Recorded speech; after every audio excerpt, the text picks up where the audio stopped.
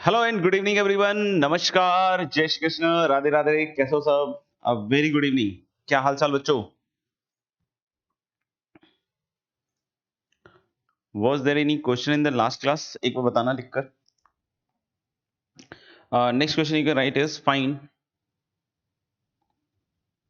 The area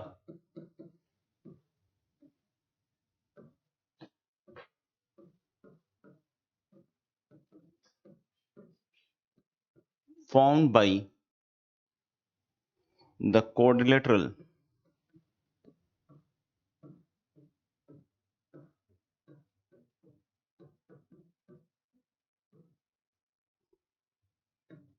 A11, B3, 4,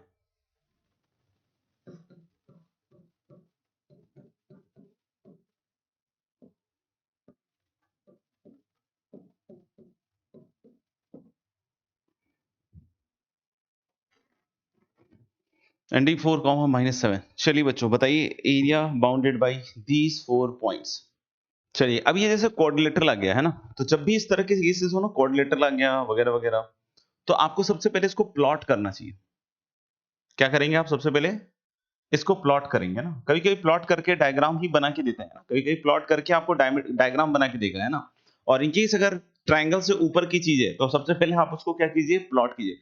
plot कीजिएगा तो actual position थोड़ा सा पॉइंट का पता चलेगा, और फिर आपको पता चलेगा कि क्वाड्रिलेटरल कैसे बन रहा है और किस तरीके से हम एरिया वगैरह निकाल सकते हैं। जैसे आप देखिए पॉइंट A11 गए है ना, तो A11 इधर कहीं आएगा, मान लीजिए,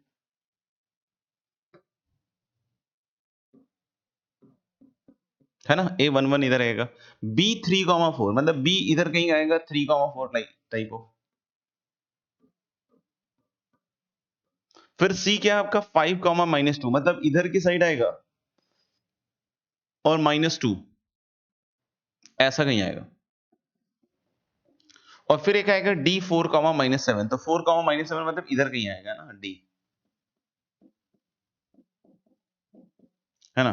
तो हम ABCD का एरिया निकाल रहे हैं। हम लोग बोले जो क्वाड्रिलेटरल बन रहा है उसका एरिया निकालेंगे। मतलब जैसे ये देखिए, है ना, ये है, इस तरह का ये, है ना, इस तरह का। इसका एरिया आपको गाइस कैलकुलेट करना है। तो आप इस क्वाड्रिलेटरल का एरिया निकालना चाहते हैं, तो मुझे ऐसा क्यों लग रहा है कि हम इसको दो ट्रायंगल में तोड़ सकते हैं। क्या कर सकते हैं? दो ट्रायंगल में तोड़ सकते हैं। आप देख सकते हो कि अगर मैं इनको ज्वाइन कर देता हूं, इनको ज्वाइन कर देता हूं, A टू C, तो आपके पास ये दो ट्रायंगल्स बन गए। तो one of the idea can be, ये हम लोग बोल सकते हैं कि दोनों ट्रायंगल्स के एरियाज को निकालिए और दोनों को ऐड कर दीजिए ना। दोनों ट्रायंगल के एरियाज को निकालिए और दोनों को क्या कर दीजिए? ऐड कर दीजिए। तो जैसे सपोज कर लो मैं ADC का एरिया निकाल रहा हूं, है ना, तो हम लोग बोल सकते हैं ADC के एरिया को हाफ, है ना बॉस, हाफ। कितना आएगा बताओ? 1, 1, 1, फिर कितना आएगा? 4, -7, 1, और फिर क्या आएगा? 5, -2, 1। ठीक है, ये किसका एरिया हो गया? ये मेरे ख्याल से आप समझिएगा SADC का एरिया हो गया। बिल्कुल सही है पीयूष एंड कृष्णकांत, ठीक है ना। फिर हम ACB का एरिया लिख रहे हैं, आप समझना। फिर हम किसका एरिया लिख रहे हैं? ACB का। AC और B, और आपको मेरे ख्याल से डिटर्मिनेंट वगैरह आइडिया हो गया है। तो 1, 1, 1, 5, -2, 1, और फिर लास्ट में क्या आएगा? 3, 4, 1, है ना, 3, 4, 1। अब जब आप इसको ओपन कीजिएगा तो हाफ, है ना, 1 के साथ कितना आएगा? -7 और +2 यानी -5। ठीक है, फिर कितना हो जाएगा? -4 के साथ, -4 के साथ ये खत्म, 1 और +2 3, और फिर 5 के साथ 1 और +7 8, है ना। ये बन रहा है इसका एरिया। प्लस हाफ इंटू, इधर देखिएगा 1 के साथ कितना आएगा? -2 -4 दैट इज -6, -5 के साथ क्या आएगा दोस्त? -5 के साथ ये खत्म, 1 -4 -3, और फिर 3 के साथ कितना आएगा? 1 + 2 3, है ना, 1 + 2 3 मतलब 9। तो मेरे ख्याल से आपको ये डिटर्मिनेंट निकालने में अब कोई दिक्कत नहीं होगी, है ना। मानता हूं कि आप लोगों ने ये सब कर लिया होगा, है ना। हाफ कॉमन ले लिया दोनों से, यहां से और यहां से, तो ये 40, और 40 में से 12 गया, है ना, 28, 28 में से 5 गया 23, 23, और ये देखो 15 9 24, 24 में 6 गया 18, तो मुझे लग रहा है कि इसका एरिया कितना आ रहा है 41/2, 41/2 है।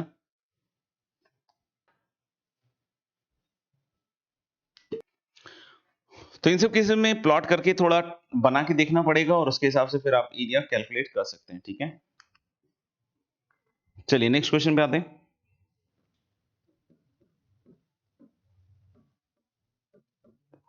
Find a, b if PA equal to PB and area of triangle PAB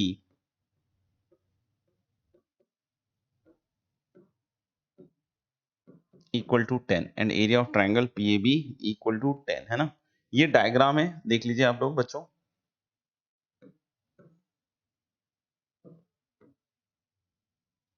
ठीक है, ये पॉइंट है P, इसके कोऑर्डिनेट्स आपको निकालने हैं, आपको a, b, और ये पॉइंट है कैपिटल A जिसका कोऑर्डिनेट है 3, 4, और ये पॉइंट है B 5, -2। ये पॉइंट है B 5, -2। Small a small b निकालना है ना। और दो चीजें दी हुई है, एक तो PA PB बराबर दिया हुआ है और दूसरा एरिया ऑफ ट्रायंगल PAB 10 के बराबर दिया हुआ है। Find it. चलिए भाई देखिए, अगर कोई बोलता है PA इक्वल टू PB दिया हुआ है ना, PA इक्वल टू PB दिया हुआ है, दोस्त देखना, PA इक्वल टू PB दिया हुआ है, ये दिया हुआ है, कैसे यूटिलाइज करें इसको, है ना, कैसे यूटिलाइज करें। तो मुझे लगता है डिस्टेंस फॉर्मूला लगा सकते हो, नहीं? तो बोलता है PA इक्वल टू PB दिया हुआ है sir, PA equal to PB दिया हुआ है, कैसे इसको यूटिलाइज करें। तो हम लोग डिस्टेंस फॉर्मूला लगा सकते हैं, क्योंकि PA लेंथ निकाल सकते हो, PB लेंथ निकाल सकते हो, और यहां से स्मॉल ab में इक्वेशन आ जाएगा। लेकिन उसके लिए ज्यादा बेहतर क्या है ना, आप स्क्वायर कर दीजिए पहले।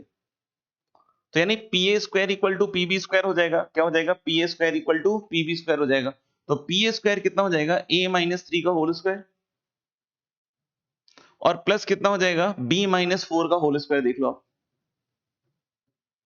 PB स्क्वायर क्या हो जाएगा? PB स्क्वायर हो जाएगा A-5 का होल स्क्वायर और प्लस B+2 का होल स्क्वायर, है ना। आप अगर ध्यान से देखिएगा ना, तो A स्क्वायर के टर्म दोनों साइड आएंगे और कट जाएंगे, है ना। जैसे A स्क्वायर और B स्क्वायर पक्का कट जाएगा। जैसे A स्क्वायर -6A प्लस 9 और B स्क्वायर -8B प्लस 16, देख लो आप। और इधर A स्क्वायर -10A और प्लस 25 और B square plus 4B plus 4, आप देखो, है ना। तो मुझे लग रहा है जो A स्क्वायर है ना, वो A स्क्वायर से कट जाएगा, ठीक है। फिर B स्क्वायर से कट जाएगा। ये जो -10 है इसको इधर ले आओगे, तो ये -10 है, 10A बन जाएगा इधर, और इधर बन जाएगा 10A-6A, है ना। फिर ये जो 4B है इधर, इसको इधर लाओगे तो -8B पहले से था, है ना, -8B इधर से था, और -4B और आ गया, है ना। और ये देखना, 9 और 16 मिलके 25 बनेगा, तो 16, 9, 25 इधर से कट जाएगा, and that is equal to 4 आ रहा है, दैट इज इक्वल टू 4 आ रहा है। 10A-6A is 4A, -12B is 4। मतलब यहां से सिंपल है कि हमारे पास एक इक्वेशन A और B में बन गई है कि A-3B इक्वल टू 1। हमारे पास PA इक्वल टू PB के हिसाब से आ गया A-3B equal to 1। This is one of the equation guys, है ना। क्लियर है मेरे ख्याल से। दूसरा, एरिया दिया हुआ है, तो area of the triangle PAB अगर दिया हुआ है 10 के बराबर, तो हाफ। फिर से डिटरमिनेंट लिखेंगे तो क्या बनेगा? AB1, और इधर क्या आएगा? 3, 4, 1, और इधर क्या आएगा? 5, -2, 1। तो बहुत बार जल्दबाजी के चक्कर में मेरी कही हुई बात को बच्चे बार बार यूज में नहीं लाते हैं, और फिर गलती होती है और फिर परेशान होते हैं, है ना। और इसी के कारण अपन गड़बड़ करते जाते हैं आगे, ठीक है। तो जैसा मैं बार बार आपको समझा रहा हूं कि area is a positive quantity guys, है ना। तो हमें हमेशा ध्यान रखना पड़ेगा, क्योंकि ये AB के टर्म में एरिया आएगा, तो इसका मॉड लगेगा, इसका मॉड लगेगा, और वो 5 के बराबर होगा। तो सबसे पहले इसको ओपन कीजिए आप, हाफ, और मॉड लिखना पड़ेगा दोस्त, बार बार बतला रहा हूं, है ना, फिर भी आप गड़बड़ कर रहे हो। तो A के साथ 4 + 2 6A, 4 + 2 6A, -B के साथ 3 -5 दैट इज -2, तो यानी कि +2B, -B के साथ 3 और -5 -2, तो +2B, और 1 के साथ -6 और -20, तो -6 और -20 इज -26, है ना। And this is given to be, this is given to be कितना? 10। बच्चों आप देख सकते हो, इस इक्वेशन को अगर आप खोलते हैं तो पहले तो एक 2 कट जाएगा, 3A प्लस B -13 का मॉड इज 10, यानी हमारे पास दो इक्वेशन बनने वाली है बच्चों। एक तो बन गई a minus three B equal to 1, पहला इक्वेशन ये हो गया। दूसरा जब इसको ओपन कीजिएगा तो 3a plus B, 3a plus B है ना, 3a plus b minus 13 is plus minus 10। तो जब प्लस साइन पकड़िएगा तो 3ab plus b minus 13 equal to 10, और जब माइनस साइन पकड़िएगा तो 3a plus b minus 13 equal to minus 10। यानी आपके पास एक इक्वेशन आ गई बच्चों 3a plus B equal to 23, अगर सब कुछ करेक्ट मैंने किया है तो, है ना। और दूसरी तरफ से आ गई 3a plus B equal to 3।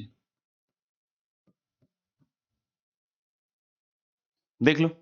तो अब मैं बोलूंगा क्या कि इसको भी सॉल्व करना पड़ेगा इसके साथ, और इसको भी सॉल्व करना पड़ेगा। तो this is a minus three B equal to 1। तो इसको 3 से मल्टीप्लाई कर लो पहले, तो 9a प्लस 3b, है ना। तो यानी इसको जोड़ोगे तो 10a इक्वल टू 70।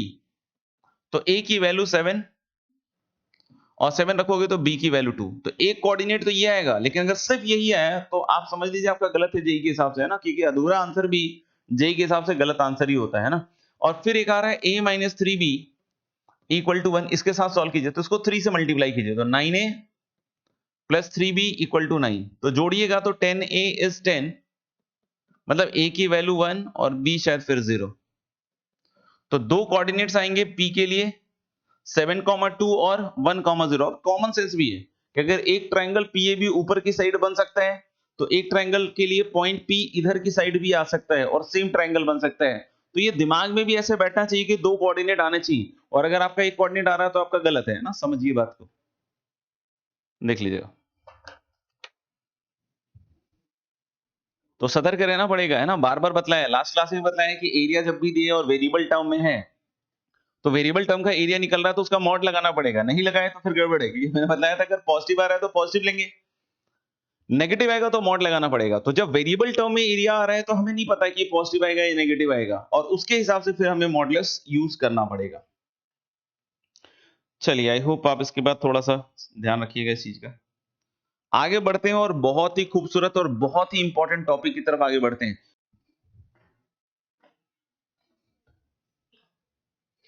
चलिए, मेरे ख्याल से किसी का कुछ नहीं आ रहा तो डन ही होगा फिर।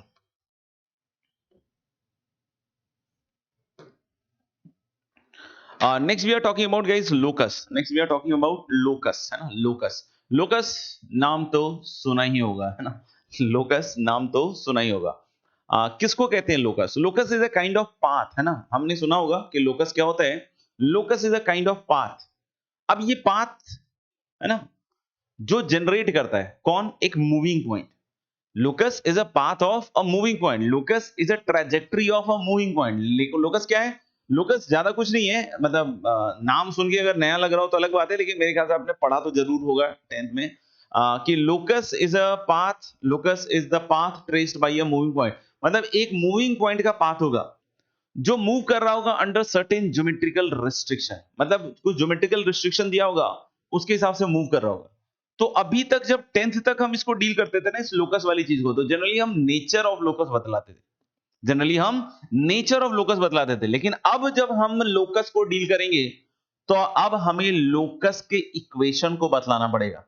तो जब हमें लोकस के इक्वेशन को बतलाना पड़ेगा तो फिर इक्वेशन लोकस की कैसे लिखना है ये समझना बहुत इंपॉर्टेंट हो जाता है। फिर लोकस के इक्वेशन को कैसे लिखना है ये समझना बहुत बहुत इंपॉर्टेंट हो जाता है। और ये एक ऐसा पॉइंट है जिसके बाद कोऑर्डिनेट ज्योमेट्री में बहुत सारे बच्चे बहुत बढ़िया भी करते हैं और बहुत सारे बच्चे बहुत खराब भी करते हैं। उसका रीजन क्या है कि जैसे ही लोकस निकालने की बात होती है बहुत सारे बच्चे घबरा जाते हैं, जबकि इतना कुछ डिफिकल्ट नहीं होता है इसमें। अगर आप ईमानदारी से काम करते जाइएगा, धीरे धीरे भी अगर आप काम कर रहे हैं, स्लो पेस से भी काम कर रहे हैं, रिविजन कर रहे हैं, क्योंकि मैंने बताया है कि कोऑर्डिनेट ज्योमेट्री में रिवीजन औसतन बाकी चैप्टर से ज्यादा करना पड़ता है ना। इसलिए थोड़ा सा स्पीड स्लो भी रखा जाता है सो दैट कि आप थोड़ा रिवाइज वाइज थोड़ा करते रहिएगा, ठीक है ना। तो हम लोग बात कर रहे हैं क्या कि लोकस क्या है, ठीक है। तो लिखिएगा इसके ऊपर एक लाइन लिखिएगा, इसके ऊपर एक लाइन लिखिएगा, locus is the path traced by, locus is the path traced by a moving point, locus is the path traced by a moving point under, locus is locus is the path traced by a moving point under certain geometrical conditions. Locus is the path traced by a moving point under certain geometrical condition. तो बहुत simple सी बात कह रहा है कि locus क्या है, path है। जैसे हम पहले मैंने बतलाया कि नेचर ऑफ लोकस के बारे में बातें करते थे और नेचर ऑफ लोकस हम लोग देखकर समझ लेते थे, लेकिन अब क्या है, और याद भी करवा दिया जाता था कि देखो बेटा ऐसा आएगा ना तो ये लोकस होता है, ऐसा आएगा तो वो लोकस होता है। हम ज्यादा दिमाग भी नहीं लगाते थे, रट लेते थे। लेकिन अब पॉइंट क्या है कि उससे काम नहीं चलेगा। अब उस लोकस की आपको इक्वेशन लिखनी पड़ेगी और इक्वेशन लिखने के लिए हमें तरीका पता होना चाहिए कि क्या क्या करना है, राइट। जैसे अभी हम एक छोटे मोटे लोकस बात कर लेते हैं, नेचर की बात करते हैं। जैसे एक लोकस आपने देखा जरूर होगा, है ना, कि एक ऐसा पॉइंट कि अगर कोई ऐसा पॉइंट है जो इस तरीके से मूव कर रहे हैं ना, एक पॉइंट है जो इस तरीके से मूव कर रहा है कि वो एक फिक्स पॉइंट से हमेशा कांस्टेंट डिस्टेंस पे। तो अगर एक फिक्स पॉइंट से हमेशा कांस्टेंट डिस्टेंस पे मूव कर रहे हैं ना, तो ऑफ कोर्स उसका जो पाथ होगा, मूविंग पॉइंट का जो पाथ होगा, that must be a circle. हाँ या ना। तो हम लोगों ने देखा होगा इस चीज को कि कोई अगर पॉइंट इस तरीके से मूव कर रहे हैं, कोई अगर पॉइंट इस तरीके से मूव कर रहे हैं कि उसका distance from a fix point is always constant. तो इस पॉइंट P का पाथ क्या होगा? इस पॉइंट P का पाथ होगा एक सर्कल। लेकिन अब हमें सिर्फ नेचर से काम नहीं चलेगा, अब हमें इसकी इक्वेशन भी बतलानी पड़ेगी। कैसे लिखेंगे, सब्र रखना पड़ेगा, थोड़ा सिखाया जाएगा, थोड़ी मेहनत आपकी तरफ से चाहिए होगी, राइट। दूसरी बात, जैसे अगर कभी याद हो कि दो फिक्स पॉइंट है, बताओ आप खुद ही बताओ, दो फिक्स पॉइंट है और अगर कोई ऐसा पॉइंट मूव कर रहा है, नहीं हालांकि दो फिक्स पॉइंट है, ए और बी फिक्स पॉइंट है, कोई पॉइंट ऐसा मूव कर रहा है कि ए और बी से इक्वी डिस्टेंट है, कोई पॉइंट P ऐसे मूव कर रहा है कि A और B से इक्वी डिस्टेंट है, तो वो पॉइंट कहां मूव कर रहा होगा? तो साहब अगर कभी ऐसा है कि वो A और B से इक्वी डिस्टेंट है, तो हम क्या कहते हैं भाई, कि वो AB के परपेंडिकुलर बाइसेक्टर पे होगा। वो कहां पे होगा? AB के परपेंडिकुलर बाइसेक्टर पे होगा वो पॉइंट P, सच दैट कि PA इक्वल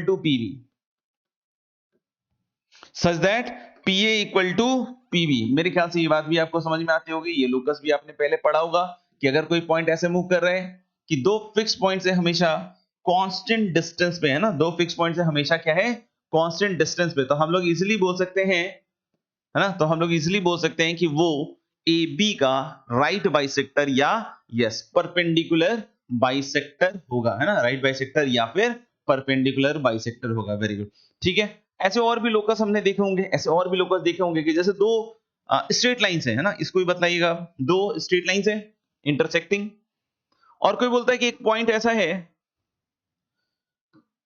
पॉइंट ऐसे मूव कर रहा है कि दोनों लाइन से इक्विडिस्टेंट है गाइस, बताओ कहां मूव कर रहा होगा? हेलो, लेकिन दो स्ट्रेट लाइन से इंटरसेक्टिंग और एक पॉइंट ऐसे मूव कर रहे हैं कि दोनों लाइन से इक्विडिस्टेंट है, तो कहां मूव कर रहा होगा, है ना? सोचो वो कहां मूव कर रहा होगा। तो याद होगा आपको कि वो इन दोनों लाइंस के एंगल बाइसेक्टर पे मूव कर रहा होगा, है ना, वो पॉइंट इसके एंगल बाइसेक्टर पे मूव कर रहा होगा, राइट। याद कीजिए कि हम लोग बोल रहे हैं क्या, कि यहां से क्या होगा, इक्विडिस्टेंट होने के कारण ये लेंथ इक्वल टू ये लेंथ, तो ये क्या होगा, कॉन्ग्रुएंट ट्रायंगल्स, और कॉन्ग्रुएंट ट्रायंगल से हम लोग बोल सकते हैं कि ये एंगल्स क्या हो जाएंगे, इक्वल, है ना, ये एंगल्स क्या हो जाएंगे, इक्वल, राइट। तो हम लोग कभी ऐसा बोल रहा है कि दो फिक्स लाइन से इंटरसेक्ट कर रही हैं और एक पॉइंट ऐसा है जो दोनों लाइन से इक्विडिस्टेंट है, तो दोनों लाइन से इक्विडिस्टेंट है, इसका मतलब क्या होगा दोस्तों, कि वो उन दोनों लाइन के एंगल बाइसेक्टर पे होगा। अगर यहां तक ठीक है गाइस, तो हम लोग आगे बढ़ रहे हैं थोड़ा सा, और then we are talking about how to write locus, है ना। बहुत सिंपल और छोटे छोटे स्टेप्स है ना,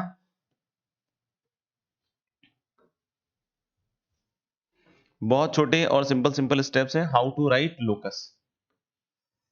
ठीक है भाई, एक एक करके मैं सारे स्टेप्स आपको बतलाता जा रहा हूं, है ना।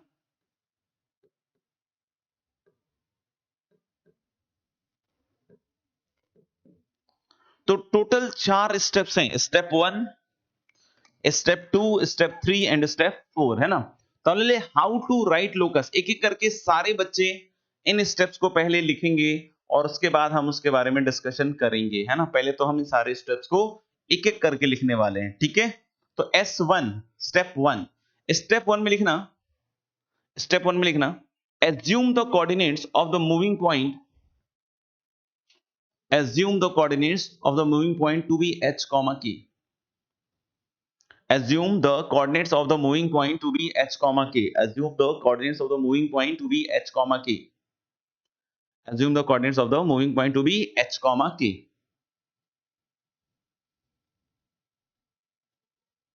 ठीक है, assume the coordinates of the moving point to be h comma k। Step 2 में लिखिएगा, apply the geometrical condition, step 2 में लिखिएगा apply the geometrical condition, step 2 में लिखिएगा apply the geometrical conditions, step 2 में लिखेंगे apply the geometrical conditions। Step 3 में लिखिएगा apply the geometrical conditions, step 3 में लिखिएगा develop an equation, develop an equation in h and k, develop an equation in h and k eliminating, है ना, develop an equation in h and k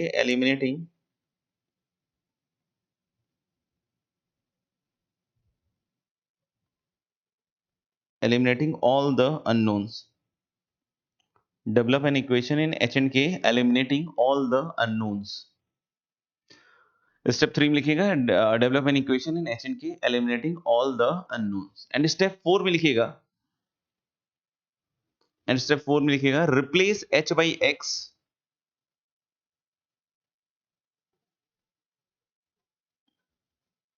step 4 में लिखिएगा replace h by X and k by Y, replace h by X and k by Y,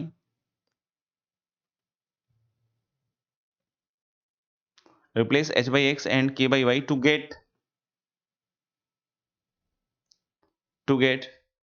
the locus of the moving point, replace h by x and k by y to get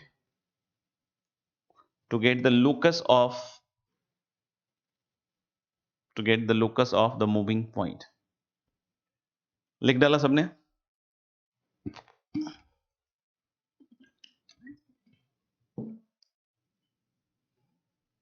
ठीक है, तो बहुत simple simple step है। सबसे पहली चीज, जिसका भी लोकस निकालना है उसको h कॉमा k से मानना है ना। इसमें कुछ पॉइंट्स होंगे जो हो सकता है आपको थोड़ा अजीब से लगे, लेकिन कोई बात नहीं, है ना। उसको स्टार्टिंग के लिए आप ऐसे ही कीजिए, है ना। तो ले कि सबसे पहले जिस भी पॉइंट का लोकस निकालना है उसको h के मानना पड़ेगा। सेकेंड पॉइंट में जो ज्योमेट्रिकल कंडीशन दी हुई है उनको अप्लाई करना सीखना पड़ेगा। उसको अप्लाई करने के बाद जो भी इक्वेशंस बने, है ना, समझते रहिएगा धीरे धीरे, है ना, कि सबसे पहले तो मूविंग पॉइंट को h के मान लिया। आपके मन के सवालों का भी जवाब देंगे, लेकिन सुनते रहिएगा पहले कि हम लोग बोलेंगे सबसे पहले मूविंग पॉइंट को h k मानिएगा।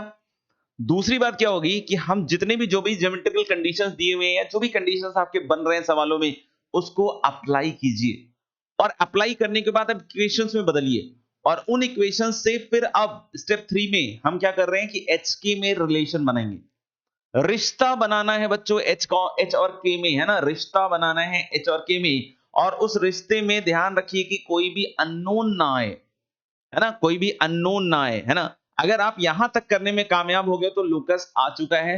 अब आपको बस एक फॉर्मेलिटी करनी है कि h की जगह x और k की जगह y लिखिए और इक्वेशन बन जाएगा, है ना। अब मन में कुछ बातें ऐसी आती है कि सर ये x, y लास्ट में क्यों रख रहे हैं, हम hk की जगह शुरू में ही xy मान लेते हैं। कोई बात नहीं, अगर आपको ऐसा लगता है तो हो सकता हो कि हम ऐसा कर सकते हो, लेकिन वो बहुत बेसिक लेवल ऑफ क्वेश्चंस में आप xy से मानिएगा तो कोई दिक्कत नहीं आएगा। लेकिन जैसे अगर आप थोड़ा आगे बढ़िएगा तो बहुत सारे क्वेश्चंस लोकस के ऐसे होंगे ना, बहुत सारे क्वेश्चन कि उसमें खुद ही बहुत सारे लोकस इन्वॉल्व होंगे। यानी खुद ही बहुत सारे लोकस इन्वॉल्व होंगे, मतलब उसमें बहुत सारे एक्स वाई ऑलरेडी पड़े होंगे। और अगर ऑलरेडी एक्स और वाई बहुत सारे पड़े हो तो फिर कंफ्यूजन होने के पूरे पूरे चांसेस होते हैं। एलिमेंट्री सवालों में कोई प्रॉब्लम नहीं है, आप h k से स्टार्ट कीजिए, चाहे आपकी इच्छा हो x y से स्टार्ट कर लीजिए, there is absolutely no problem. लेकिन जैसे ही क्वेश्चंस का लेवल थोड़ा अच्छा होगा, है ना, सारे लोकस की प्रॉब्लम हम आज नहीं करने वाले हैं, हम लोग जब आगे बढ़ेंगे तो भी बहुत सारे लोकस के प्रॉब्लम आते रहेंगे। ऐसा नहीं कि लोकस के प्रॉब्लम बस आज कर लिए और इसके बाद खत्म हो गया, नहीं, बहुत सारे सवाल आगे भी आएंगे, अलग अलग कॉन्सेप्ट्स इन्वॉल्व होंगे, उसमें भी लोकस निकालने की आपको जरूरत पड़ेगी। समझ में आएगा? तो मैं ऐसा कह रहा हूं कि हो सकता है आज के सवाल एलिमेंट्री हो, आप बिना एच के एक्स वाई मान के काम कर लीजिए, कोई प्रॉब्लम नहीं, आप कर लीजिए, ठीक है ना। लेकिन जब आगे चलोगे थोड़े अच्छे लेवल ऑफ क्वेश्चन आएंगे जिसमें एक दो लोकस और आएंगे, तो उसमें एक्स वाई ऑलरेडी इन्वॉल्व होगा और फिर तुम एक्स और वाई मानते हुए काम करोगे, तो there is going to be a big confusion. फिर उस कंफ्यूजन के कारण सवाल गलत होने के चांसेस बढ़ जाएंगे, है ना। तो इसलिए हम बिल्कुल सलाह नहीं देते हैं आपको कि आप एक्स वाई से स्टार्ट कीजिए। एलिमेंट्री प्रॉब्लम्स में आप एक्स वाई से स्टार्ट कर भी सकते हैं, लेकिन अच्छे प्रॉब्लम्स में आप कभी भी एक्स और वाई से स्टार्ट नहीं कीजिएगा, आप हमेशा किससे कीजिएगा? एच के से। यहाँ पे एक वैधानिक चेतावनी है आप सभी बच्चों को कि अगर क्वेश्चन में एच के माना हुआ है या दिया हुआ है ऑलरेडी, तो अगर क्वेश्चन में कहीं भी एच के का जिक्र हो रखा है तो आप फिर एच के नहीं मानिए, फिर कुछ और मान लीजिए, अल्फा बीटा मान लीजिए, जी कॉमा एफ मान लीजिए, ऐसे आप कोई भी कोऑर्डिनेट्स मान सकते हैं। आप समझ रहे हैं मेरी बात कि अगर क्वेश्चन में ऑलरेडी एच और के यूज्ड है, इन्वॉल्व है, तो never assume the moving point to be h comma k, क्योंकि फिर से कंफ्यूजन होगा और फिर से आपकी गलती होने के चांसेस होंगे। तो पहले सवाल को अच्छी तरीके से देख लीजिए कि क्या एच के इन्वॉल्व है, एच के इन्वॉल्व नहीं है तो दैट इज वेरी गुड, और फिर आप एच के मान सकते हैं, लेकिन एच के इन्वॉल्व है तो फिर आप एच के टर्म्स में बिल्कुल बिल्कुल नहीं मानिए। आप अल्फा बीटा लीजिए, पी कॉमा क्यू लीजिए, यू कॉमा वी लीजिए, जी कॉमा एफ लीजिए, ऐसे आप कोई भी कोऑर्डिनेट्स खुद से बना सकते हैं, राइट। एक चीज का और ध्यान रखना है, जो इक्वेशन एच के में बनेगी उसमें ध्यान रखिएगा कोई भी अननोन ना हो, वो सबसे इंपॉर्टेंट स्टेप है, क्योंकि एच के मानने के लिए हर एक बच्चा मान सकता है, जो कंडीशंस गिवन है वो सब लोग लगभग लगभग अप्लाई कर लेते हैं। हाँ, कभी कुछ छूट जाए तो फिर भारी हो सकता है ना। लेकिन जो तीसरा स्टेप है कि एच के में रिलेशन बनाना है और अननोन्स को हटाना है, ये बहुत ही क्रूशियल स्टेप है। फोर्थ स्टेप फिर से बहुत एक इजी स्टेप है, सिर्फ आपको एच की जगह एक्स और के की जगह क्या रखना है? वाई। चलिए, मेरे ख्याल से बोल बच्चन का समय खत्म हो चुका है, let's move on with some problem solving, right. तो चलिए प्रॉब्लम सॉल्विंग की तरफ आगे बढ़ते हैं गाइस।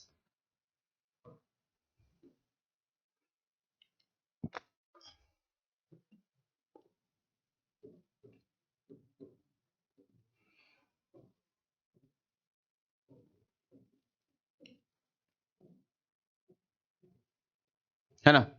पहला क्वेश्चन लिखेगा, let capital A 3,4, let capital A 3,4 and B 6,5, let capital A 3,4 and capital B 6,5 be two fixed points, be two fixed points. Let capital A 3,4 and capital B 6,5 be two fixed point, then find the locus of the point P. बहुत simple questions दे रहे हैं, है ना, कोशिश कीजिएगा, अपना पूरा बेस्ट दीजिएगा। Then find the locus of the point P such that, then find the locus of the point P such that, और मैंने अभी तक जो सिखाया है बस उसी का यूज कर सकते हैं, ऐसा नहीं अगर आपको पहले से बहुत सारी चीज आती हैं तो डेफिनेटली आप उसको यूज मत कीजिएगा, है ना, क्योंकि मैं भी उसको यूज नहीं करने वाला हूं। Then find the locus of the point P such that, पहला है first part, then find the locus of the point P such that, पहला है angle APB equal to 90 degree.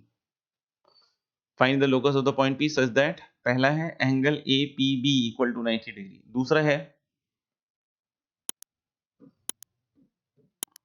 PA equal to PB। तीसरा है area of triangle PAB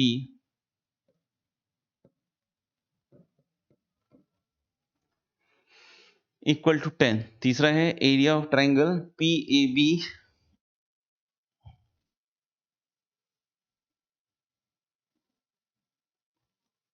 equal to 10 है ना। चौथा है P A upon P B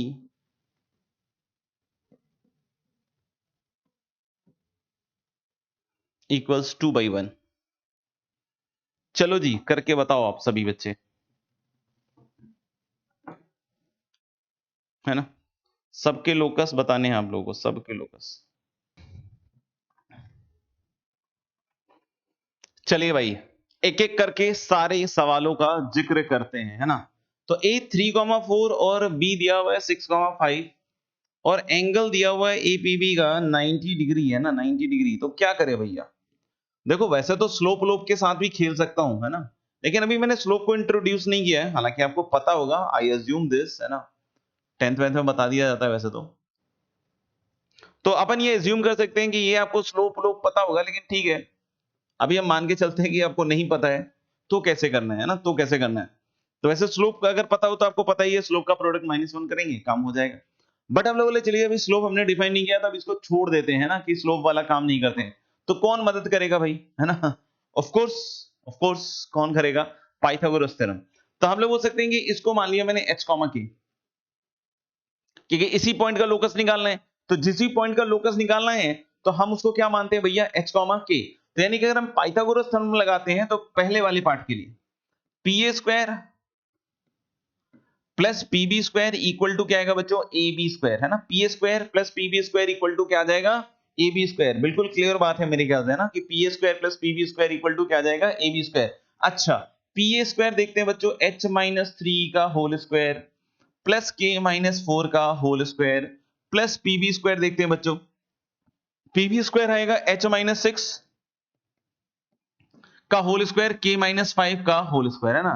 A B square तो fix ही है तो ए बी स्क्वायर अगर फिक्स है तो 3-6 का होल स्क्वायर हो गया, और फिर अगला क्या आ गया, 4-5 का होल स्क्वायर। देख लो आप एक बार, है ना, फटाफट से देख लो, ठीक है बात, जब समझ में आती है बात। तो यहां से एक आएगा h square -6h + 9 plus k square -8k plus 16, है ना।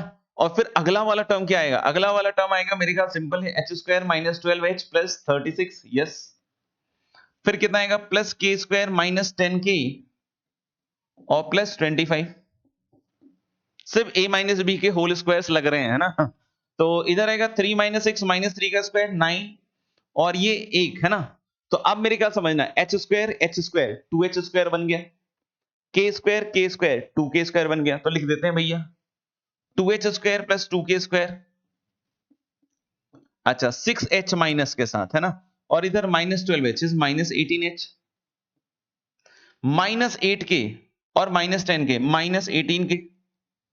सब सही चल रहा है सब सही चल रहा है। देखो एक 9 का तो कटना तय है, यहाँ पे एक 9 का कटना तय है। यहाँ पे देखिएगा 16 और 36, 6 42 10 52 और 52 और 25 57, है ना। 57 मतलब 57 77 77 -1 इज 76। तो एच के में बिंदास रिलेशन आ चुका है ना। और अब हम एच की जगह एक्स और के की जगह क्या रखेंगे, वाई रखेंगे, है ना, फोर्थ स्टेप। और चाहो तो 2 से डिवाइड कर लो दोस्तों, x square plus y square -9x -9y और plus 38 equal to 0, plus 38 equal to 0। ये फर्स्ट वाले पार्ट का आंसर आएगा, ये फर्स्ट वाले पार्ट का आंसर आएगा। नहीं चमका हो कोई स्टेप तो बताइएगा, ठीक है। सेकेंड में आते हैं, सेकेंड वाला कह रहा है कि भाई P A equal to PB हो गया। अब तो ए है आपका 3,4 और बी है आपका 6,5, है ना। और पी का लोकस निकालना है h की। तो सेकंड पार्ट में अगर बोलता है भैया कि P A equal to PB हो रहा है ना, तो हम लोग फिर से क्या कर लेंगे, हम फिर से क्या करने वाले हैं, स्क्वायरिंग करने वाले हैं। और अभी जस्ट भी थोड़ी देर पहले भी किया था किसी सवाल में, तो पी ए स्क्वायर कितना आ जाएगा, h-3 का स्क्वायर प्लस k-4 का स्क्वायर और उधर से h-6 का स्क्वायर और प्लस k-5 का स्क्वायर। मेरे ख्याल से क्लियर है ना, बहुत क्लियर है। आप सीधा सीधा स्क्वायरिंग कीजिएगा तो h स्क्वायर k स्क्वायर पक्का कटेगा इस बार। और प्लस के स्क्वायर माइनस 8k प्लस 16 है ना। और उसके बाद देखिएगा कितना आएगा, H square minus 12h plus 36 और प्लस के स्क्वायर माइनस 10k और प्लस 25। तो बहुत इजी जा रहा है, एच स्क्वायर के स्क्वायर एच स्क्वायर के स्क्वायर कट गया, 16 और 9 25 भी कट गया। अच्छा इधर माइनस 6h है और ये माइनस 12h इधर जाएगा तो प्लस 12h होगा। तो मुझे लग रहा है कि 12h माइनस 6h है 6h। ओके, माइनस 10k उधर जा रहा है तो ये प्लस 10k और माइनस 8k कितना मिला के बनाएगा 2k। अब देखो सब कुछ सेटल हो गया, इधर की साइड सिर्फ 36 बचा है। तो मेरे ख्याल से आ गया कंडीशन एच और के में, इक्वेशन आ गया एच की जगह एक्स, के की जगह वाई। तो मुझे लग रहा है 2 से डिवाइड भी कर दो ना यार, तो 3x plus Y equal to 18, शायद ये आएगा। आप लोग भी एक बार कंफर्म कीजिए क्या आपका ये है, देख लो एक बार।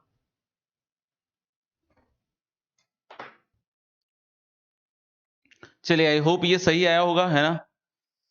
बलराज का तो पता नहीं अलग अलग आ रहा है, एक बार 3x प्लस 2y माइनस, हाँ ठीक है चलिए सबका सही है। थर्ड है area of the triangle PAB is 10, area of the triangle PAB is 10। तो थर्ड पार्ट देखते हैं थोड़ा सा, थर्ड में थोड़ा सतर्क रहना होगा है कि नहीं, थर्ड में थोड़ा सतर्क रहना होगा। आई होप आपको इशारा समझ में आ गया होगा, मेरे इशारे समझ में आ गए होंगे, है ना। ये थर्ड में थोड़ा सतर्क रहना पड़ेगा। तो एरिया ऑफ ट्राइंगल पीएबी आ जाओ, तो हम कितना निकालेंगे भाई, एच के 1 341 और 651, देख लो। तो जब हम इसका एरिया लिखेंगे तो हम ये मॉड लगाना चाहिए, हमें मॉड लगाना चाहिए। एच के साथ क्या आएगा भाई, एच के साथ आएगा साहब 4 माइनस 5, 4 माइनस 5 कितना आएगा -1। माइनस के साथ यहाँ पे क्या आएगा, माइनस के साथ आएगा 3 इंटू 1 3 और -6 इज -3 और प्लस 1 के साथ क्या आएगा बेटा, 3 इंटू 5 15 और -24, 3 minus sorry 15 minus 24 is -9 I think, है ना, -9 ना। तो मुझे लग रहा है कि this is going to be half into h, minus sign हटा ही दो ना यार, एच -3k और +9 और ये वैल्यू दी हुई है आपकी 10 के बराबर। तो यानी हम यहां से h की जगह x, k की जगह y रखेंगे ना, तो x - 3y + 9 इक्वल टू ±20। तो या तो ये 20 होगा या -20 होगा, है कि नहीं। और यहां से x - 3y इक्वल टू कितना हो जाएगा 11, अगर कुछ गलत नहीं किया हो मैंने तो। और यहां से x - 3y + 29 इक्वल टू क्या आ जाएगा 0। ये दोनों ही लोकस होंगे। यस, पीयूष के साथ मेरा आंसर मैच कर रहा है, ठीक है। ये हो गया थर्ड वाला।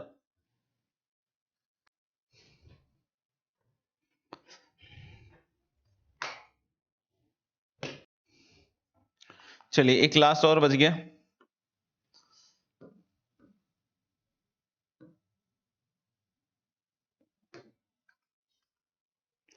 पीए अपॉन पीबी, तो P is guys H comma के, है ना, और ए है 3 4 और बी है 6 5।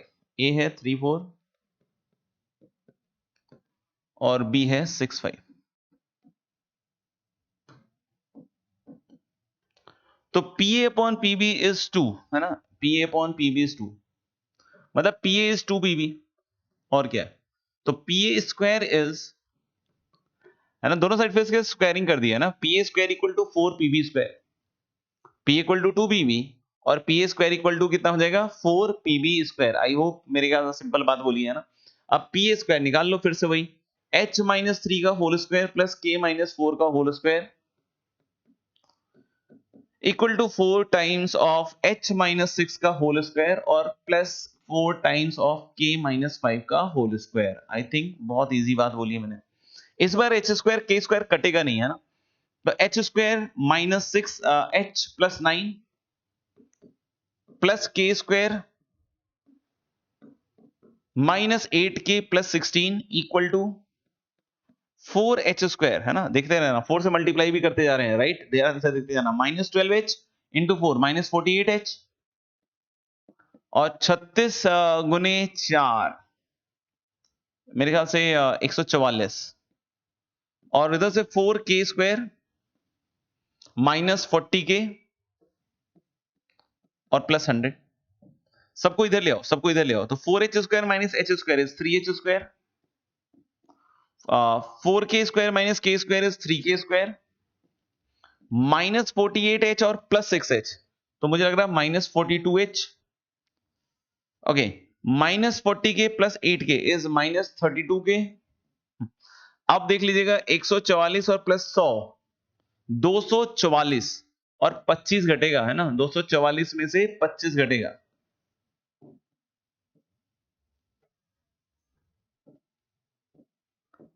Equal to 0। अब h की जगह x, k की जगह y लिखोगे तो 3x square plus 3y square, कोई कैलकुलेशन एरर हो तो बता दीजिएगा बच्चों, है ना, और अगर लग रहा हो कि नहीं सर सही है तो सही भी लिख दीजिएगा।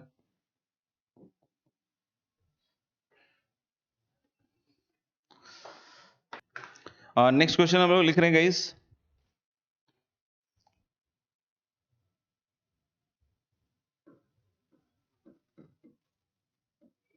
let a 1, 2 be a fixed point,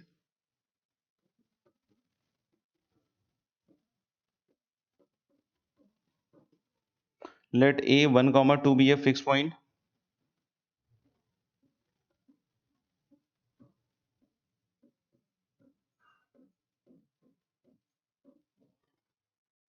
a variable point b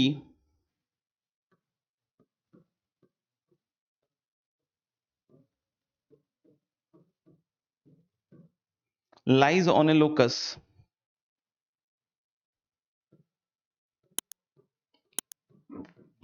whose equation is, है ना, whose equation is x square plus y square equal to 4. Find the locus of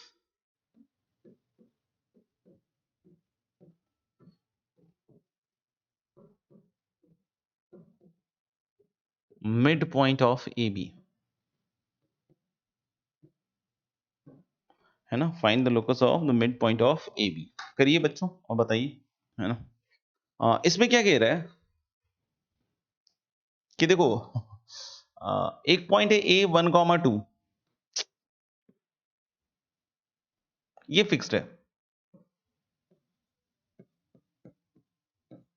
और एक पॉइंट है बी जो एक लोकस पे मूव कर रहा है, आई थिंक, है ना, एक पॉइंट है बी जो इस लोकस x square plus y square equal to 4 पे मूव कर रहा है। इस पॉइंट बी को मैं अल्फा बीटा मान लेता हूं, है ना, alpha beta is a variable thing. क्यों अल्फा बीटा वेरिएबल है? क्योंकि अल्फा बीटा इसके ऊपर मूव कर रहे हैं, तो there are infinite choices of alpha and beta such that कि their sum of squares is 4. There are infinite choices of alpha and beta such that their sum of squares is 4. तो मैंने बोला कि alpha beta इस locus पर लाई कर रहा है बच्चों, तो इसके कोऑर्डिनेट्स इसको सेटिस्फाई करेंगे।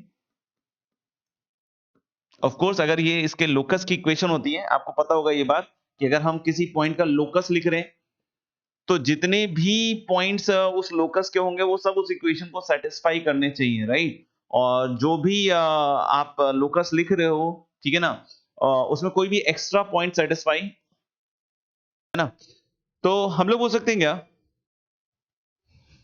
अच्छा ठीक है, हम लोग बोल रहे हैं क्या कि जो भी point B alpha comma beta moving point है तो वो इसको क्या करेगा, सेटिस्फाई करेगा। अब इसके मिड पॉइंट का लोकस निकालना है, तो हम लोग बोल रहे हैं इसका मिड पॉइंट का लोकस निकालना है, तो इसको मैं एच के मान लूं। अगर हम इसको h के मान लेते हैं तो h कितने के बराबर हो जाएगा, अल्फा प्लस 1/2, और k कितना हो जाएगा, बीटा प्लस 1/2।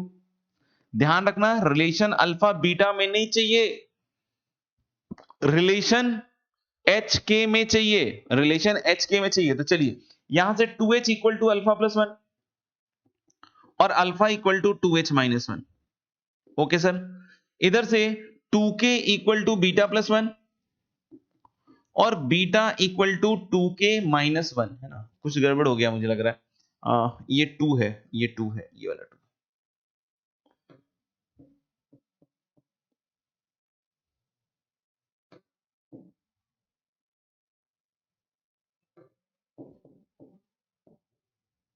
ये आएगा, ठीक है ना। तो हम लोग बोल रहे हैं कि this is alpha is 2h minus 1 और बीटा 2k माइनस 2 हो गया, तो बच्चों ये इसको सेटिस्फाई करेगा। अगर ये इसको सेटिस्फाई करेगा, करेगा कि नहीं? आप ही सोचो खुद से, है ना, कि अल्फा और बीटा इसको सेटिस्फाई करेंगे तो 2h माइनस 1 का whole square plus 2k minus 2 का होल स्क्वायर इक्वल टू 4। यही तो चाहिए था, hk का रिश्ता ही तो चाहिए था। hk का रिश्ता आ गया है, अब h की जगह x, k की जगह y रख दीजिए, अपने आप आपके पास लोकस आ चुका है ना। इसको ओपन करना है, आप ओपन भी कर सकते हैं, नो प्रॉब्लम इन दैट।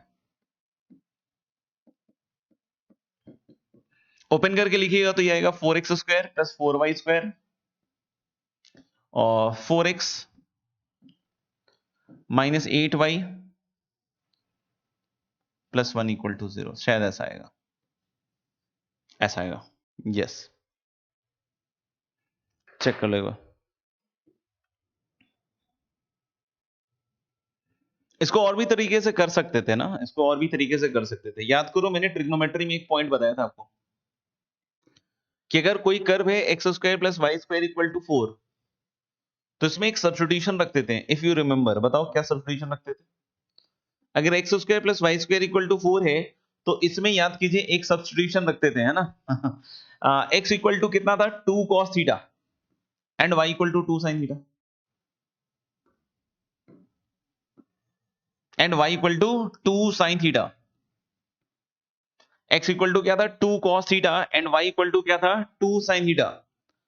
हाँ बेटा, डिटर्मिनेंट भी आएगा और स्ट्रेट लाइन एक आध सवाल आएगा। डिटर्मिनेंट भी आएगा और स्ट्रेट लाइन का एक आध सवाल आएगा, एक या दो, ज्यादा ज्यादा। तो हम लोगों ने क्या कि ए था आपका 1,2, ए था आपको 1,2 और बी जो पॉइंट है ये हमने मान लिया 2 cos थीटा, है ना। बी जो पॉइंट है ये हमने मान लिया 2 cos थीटा 2 sin थीटा। हाँ, आपको याद होगा, इस तरीके से हम सब्स्टिट्यूशंस कर सकते हैं। और ये पॉइंट है एच कॉमा के, तो यानी 2 cos थीटा प्लस 1, ध्यान से देखना, ये मैं डायरेक्ट लिख रहा हूं थोड़ा सा, है ना। 2 cos theta plus 1 upon 2 is H, तो 2 cos theta plus 1 is twice of H, सीधा डबल कर दिया नीचे से मल्टीप्लाई करके। 2 sin theta plus 2 is again twice के। फिर से क्या करना पड़ेगा? थीटा को एलिमिनेट करना पड़ेगा, तभी एच के में रिश्ता आ पाएगा, है ना। तो हम लोग बोलेंगे कि जैसे ही आप थीटा को एलिमिनेट करने जाइएगा ना, तो पहले तो 1 को उधर भेजिए और इसी तरीके से 2 को उधर भेजिए। तो दोनों को जब स्क्वायर करके ऐड कीजिएगा तो इधर आएगा 4 cos square theta plus 4 sin square theta, square and add, और इधर आएगा 2h माइनस 1 का whole square plus 2k minus 2 का होल स्क्वायर। तो काम हो गया ना, h की जगह x, k की जगह y, क्योंकि इधर का साइड तो 4 बन गया और उधर की साइड आ जाएगा 2x माइनस 1 का whole square plus 2y minus 2 का होल स्क्वायर। फिर से ओपन करके लिखिएगा तो वो जो इक्वेशन लिखी थी वो बन जाएगी, है ना। तो आप ऐसे 2 cos थीटा 2 sin थीटा रख के भी बढ़ सकते हैं आगे, right.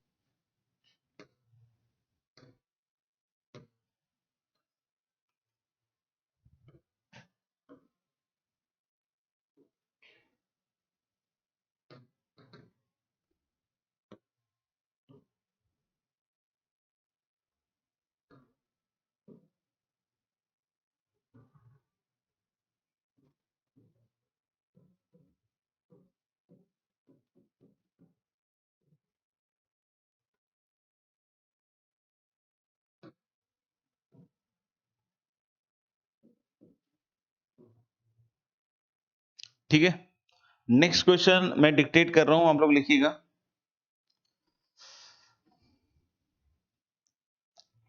Late let a rod of length 12 unit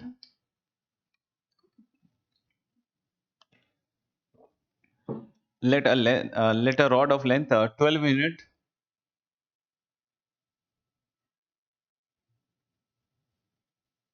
let a rod of length 12 unit is such that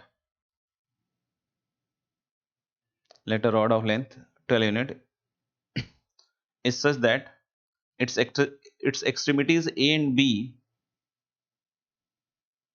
let a rod of length 12 unit is such that its extremities A and B, capital A and capital B, such that its extremities capital A and capital B are moving. Let a rod AB, let a rod of length 12 unit be such that its extremities capital A and capital B is on x-axis, is sliding on x-axis and y-axis respectively. Let a rod of length 12 unit is such that its extremities capital A and capital B are sliding on x-axis and y-axis respectively, are sliding on x-axis and y-axis respectively, are sliding on x-axis and y-axis respectively. Then find the locus of, are sliding on x-axis and y-axis respectively. Then find the locus of, पहला है, then find the locus of, पहला है,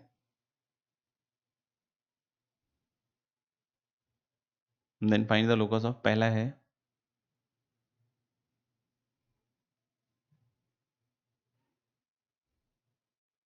then find the locus of, पहला है, circumcenter of triangle OAB.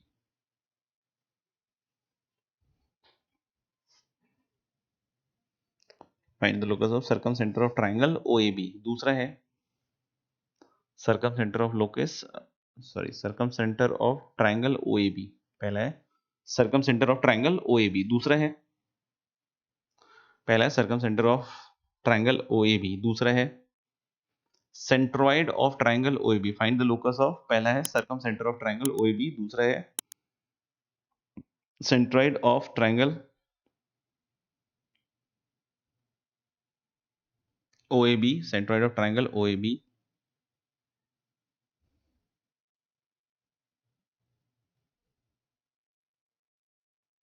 And तीसरा है, तीसरा a point which divides AB, capital A, capital B. तीसरा a point which divides AB, capital A, capital B in the ratio 5:7.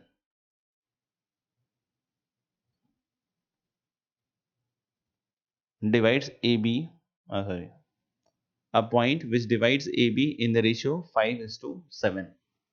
करिए solve तीनों सवालों को फटाफट से। चलिए बच्चों एक एक करके इन सवालों को देखते हैं हम लोग, ठीक है। पहले केस में बोल रहा है कि सरकम सेंटर का लोकस निकालना है ना, सरकम सेंटर का है ना। पहले केस में बोला सरकम सेंटर का लोकस निकालना है। तो भाई ट्रायंगल OAB क्या एक राइट एंगल ट्रायंगल है? Answer is yes. Triangle OAB एक राइट एंगल ट्रायंगल है। इसका मतलब कि इसका जो मिड पॉइंट होगा, मैंने बताया था कि राइट एंगल ट्रायंगल्स में क्या होता है, सरकम सेंटर होता है हाइपोटेनस का मिड पॉइंट, है ना। तो हम लोग लेंगे अगर ये हाइपोटेनस का मिड पॉइंट है तो ये H, K होगा और इसका लेंथ है गाइस 12 यूनिट, है ना। इसका लेंथ है 12 यूनिट, ये ध्यान रखिएगा बस, है ना। इसका लेंथ है 12 यूनिट। तो लेके अगर इसका लेंथ है 12 यूनिट तो मैं अगर इस एंगल को थीटा मान लूं एक बार को, 0A B0 भी वो सब मान के भी चल सकते हैं ना। इस एंगल को थीटा मान लें। आप सभी बच्चे ध्यान दीजिएगा, है ना। यहां से यहां तक का लेंथ है 12, ये एंगल अगर थीटा है तो OA का लेंथ कितना हो गया? OA का लेंथ हो गया 12 cos थीटा और OB का लेंथ कितना हो गया दोस्त? 12 sin theta.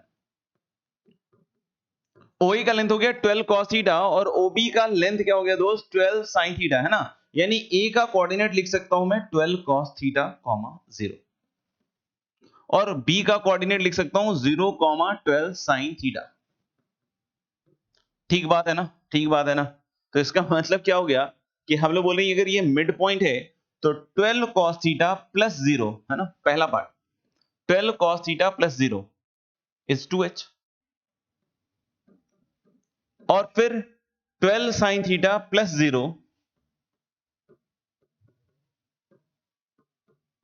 Equal to 2 k. मतलब क्या हुआ भाई कि यहां से आ रहा है H equal to 6 sin cos theta और यहां से क्या आ रहा है K equal to 6 sin theta और दोनों को अगर स्क्वायर करके आप ऐड करते हैं ना, H square plus K square, ये 36 आएगा।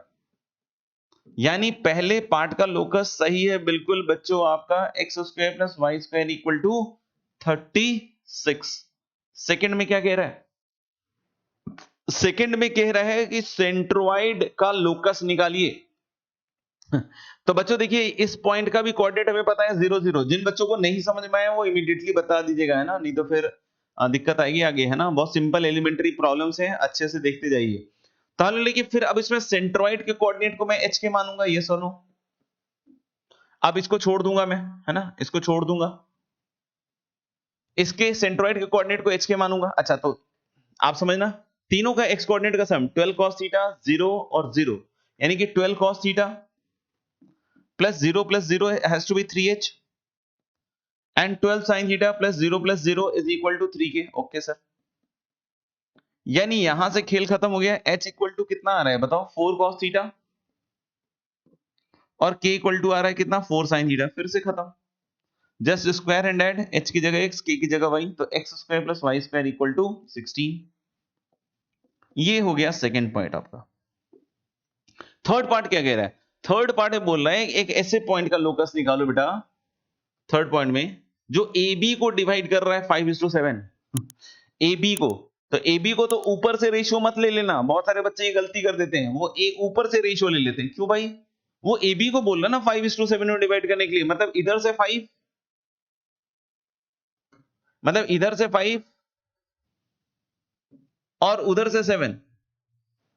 इनफैक्ट ये लेंथ ही हो जाएगा क्योंकि टोटल लेंथ 12 है, तो ये 5 यूनिट हो जाएगा और ये 7 यूनिट हो जाएगा। 5:7 बटेगा ना, तो 5 और 7 का लेंथ हो जाएगा। समझ में आई मेरी बात, समझ में आई मेरी बात, देखना ध्यान से। तो अगर मैं इस पॉइंट के बारे में बात करूं बच्चों, ये पॉइंट क्या होगा सोचो, ये पॉइंट होगा 7 into 12 cos theta plus 5 into 0 upon 7 plus 5 that is 12। ठीक है, दूसरा पॉइंट क्या होगा, दूसरा पॉइंट होगा 7 into 0 plus 5 into 12 sine theta upon 12, यही होगा, सोचो आप। और इसी पॉइंट का लोकस निकालना है बॉस, तो इसी को h के मान ले, क्या इसी को h के मान ले, मतलब h कितना है, 12 से 12 कटेगा तो h आ गया 7 cos थीटा। k कितना है, k 12 से 12 कटेगा 5 sin थीटा। कोई बोले अब स्क्वायर करके ऐड कर ले, मजा नहीं आएगा बेटा, मजा नहीं आएगा। हम लोग cos square plus sine square 1 है, बस इतना ध्यान रखिएगा। तो उसके हिसाब से हम बोल सकते हैं क्या कि इसको पहले लिखिए cos theta equal to h/7, और यहां से लिखिए sin theta equal to k/5। अब स्क्वायर करके ऐड कर दीजिए, और h की जगह x, k की जगह y लिख दीजिए।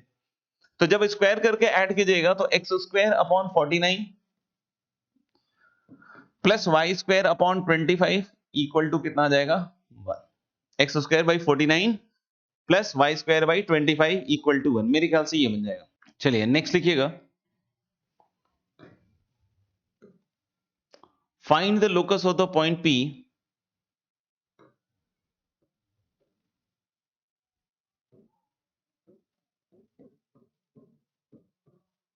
in the simplest form. Find the locus of the point P in the simplest form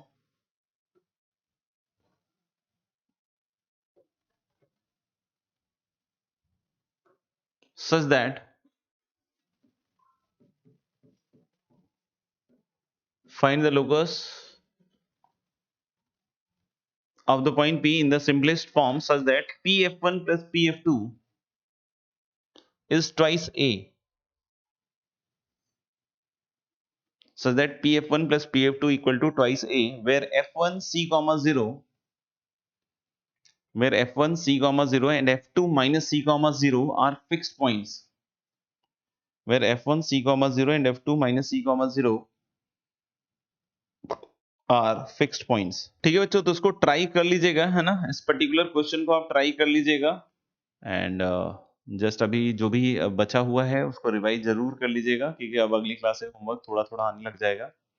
ठीक है, और स्ट्रेट लाइन काफी इंपॉर्टेंट टॉपिक है, तो इसके रिविजन्स वगैरह जरूर कीजिएगा, ज्यादा कीजिएगा तो ही फायदा हो पाएगा। 2 बार 3 बार कम से कम रिवीजन करना पड़ेगा, कम से कम वर्ड यूज कर रहा हूं। ठीक है, चलिए फिर आज के लिए इतना ही रहने देते हैं, बाकी मिलते हैं अगली क्लास में।